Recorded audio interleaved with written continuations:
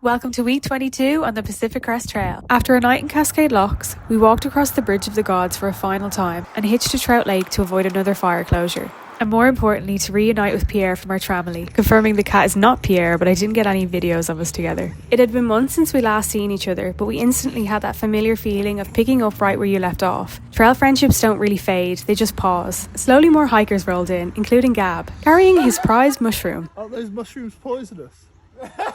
The next day, a trail angel named Jerry got us back to where we belonged. We briefly walked in the wrong direction, but corrected ourselves before too much damage was done. Then Washington made its entrance properly. We turned a corner and there it was, Mount Adams. The high I get from seeing mountains needs to be studied, honestly. We ate dinner that night overlooking Mount Adams, before the fog drifted in and tucked us into bed. From the moment we crossed into Washington, everything felt bigger and more beautiful. I wasn't prepared for how quickly it would take my breath away, metaphorically and literally. Look at this.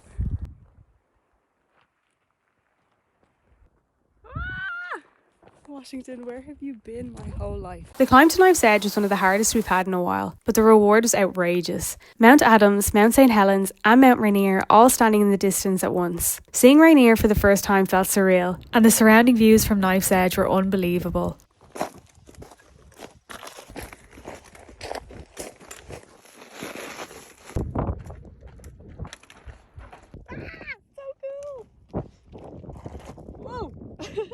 Later that night, strange noises circled our tent. The next morning with phone signal, we looked up mountain lion calls and confirmed that's what we heard. It's kind of scary, but still interesting.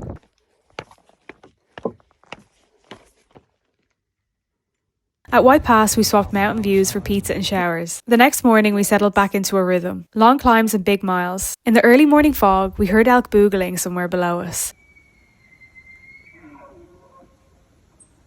Later that day, we passed the boundary of Mount Rainier National Park and had lunch by a lake. I ate the most perfect Honeycrisp apple that had been gifted to me days earlier at White Pass. Just before camp, we spotted mountain goats scaling a distant cliff face with impossible ease, tiny white figures moving across sheer rock. As I stood there watching them, I felt it again, that quiet shift. Washington feels wild in a different way, bigger, sharper, alive with sound and movement, and I was exactly where I was meant to be. See you next week.